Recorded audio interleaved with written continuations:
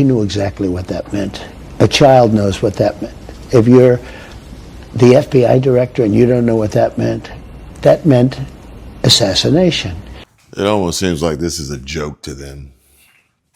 But knowing good and well, they know exactly what they're saying. They know exactly what they're doing. Kind of like how we talked about yesterday, where the media and the left and the Democrats are so anti-positive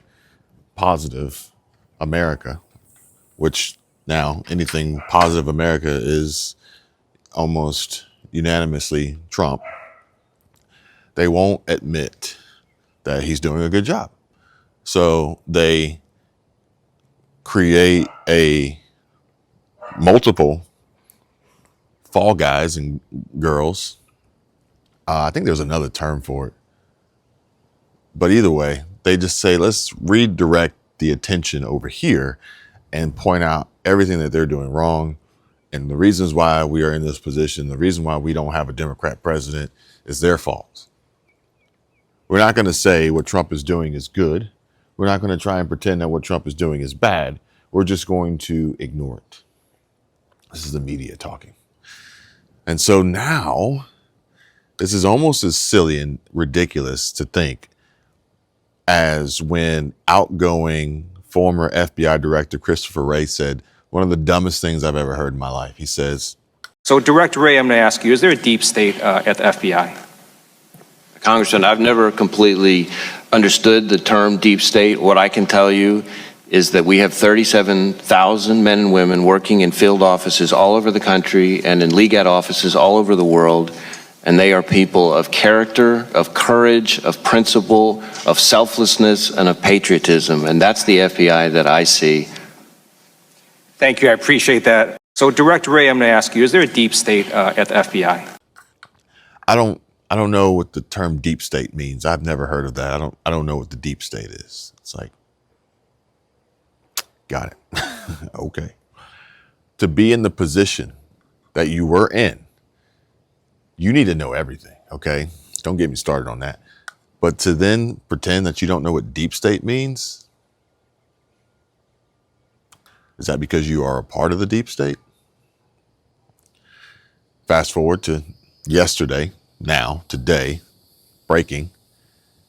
James Comey, or Comey, this dude James, about to get a knock on the door from the FBI. Similar to the raid at Mar-a-Lago. They're coming for you, buddy. Pal. Traitor. You mean to tell me in the position that you were in, this day and age, with the access to the internet and social media and all the news and everything that's been going on, you didn't know what 8647 meant? If you didn't know what it meant, why'd you do it?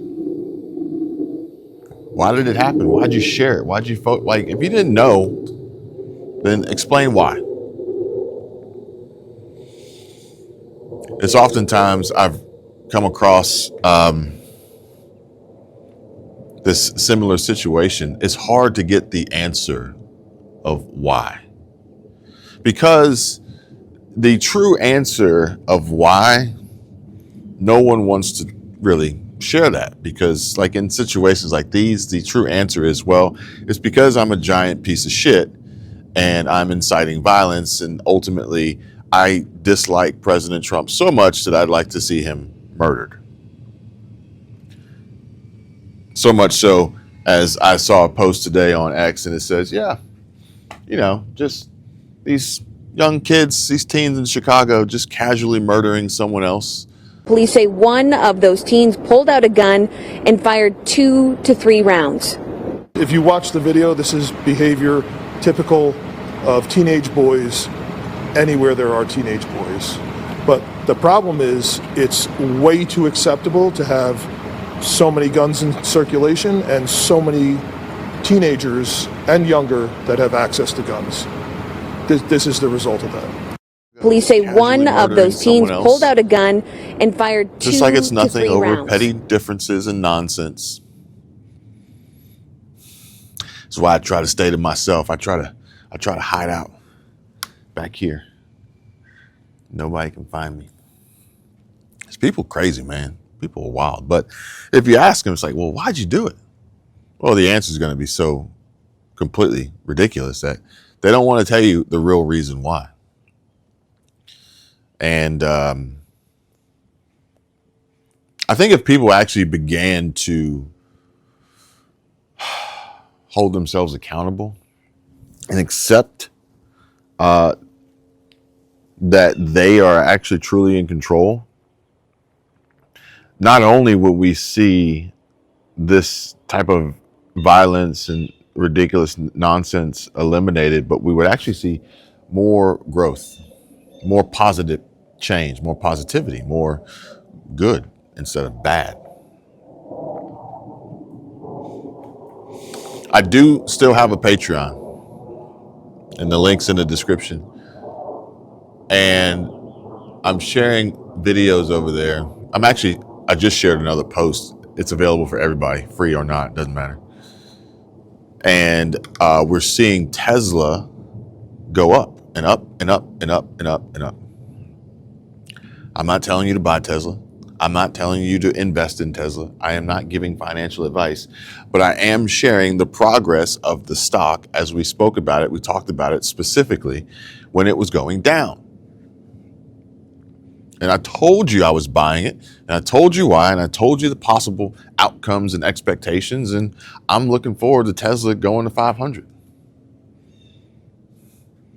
I'm looking forward to Tesla going to 500, making good money on it.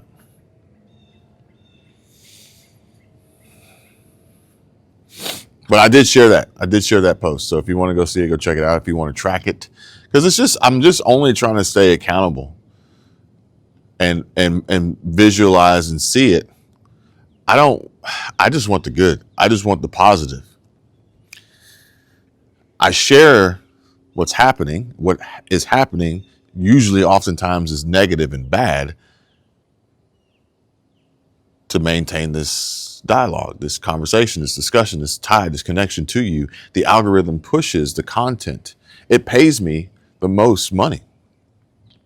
Gives me opportunities with brands, sponsorships. I mean, we got a call today we have to go over, a pretty good deal that we got coming up that's going to pay. Anyway, I'm putting these videos over on Patreon. Not to jumble up this mess here with that, but if you are interested in that, then it's over on Patreon. I know if I say it too many times, people are like, all you care about is your Patreon. Well, I actually care about you, believe it or not. I actually care about people. I actually care about those who would want to see success, who would want to see positive change, who would want to see growth, who would want to see themselves in a better position, have the ability and opportunity to connect with people who think like them or are doing things that they wish they could do, would like to do. All right, guys, I'll be honest with you. I don't know if there's much better experience or feeling or vibe or just like a way to let's unwind and just like disconnect than listening to the sounds that this C8Z06 makes and driving with this beautiful weather and top down, windows open with the beach right here on the other side of these rental houses here. I don't know if anybody ever lives in these houses, but I know they got a lot of like rental signs, Airbnb, Vacasa, there's a Coast one, I can't remember all of it. But honestly, guys, like literally, this is my vacation. Some people say, well, Kevin, you live where people go on vacation. And I'm like, I know. But for me, day to day, just to like unplug and disconnect from the grind, this is my mental vacation. The only thing I'm thinking about is just the car and the mechanical feel. Oh my God, I gotta tell you guys about this. This is crazy, okay? Do you see that? See if I can get this to focus. All right. It's called a mastermind. I don't have one. I'm not a part of one, but I may start one because I think it's important to surround yourself with the type of people that want to see this America made great again, who want to see peace through strength, who want to see prosperity, who want to see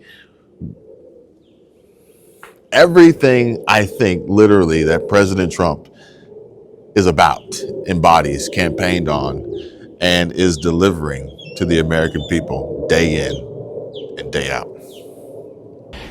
And it says it loud and clear. Now, he wasn't very competent, but he was competent enough to know what that meant. And he did it for a reason, and he was hit so hard. Because people like me, and they like what's happening with our country. Our country's become respected again, and all this. And he's calling for the assassination of the president. Obviously, he apologized and said he doesn't. Well, he wasn't calling apologized for because he was violence. But look, he's a very bad. What do you want to see happen? What do you want to see happen? I don't want to take a position on it because that's going to be up to Pam and all of the great people. But I will say this: I think it's a terrible thing, and when you add his history to that. If he had a clean history, he doesn't. He's a dirty cop. He's a dirty cop. And if he had a clean history, I could understand if there was a leniency. But I'm going to let them make that decision.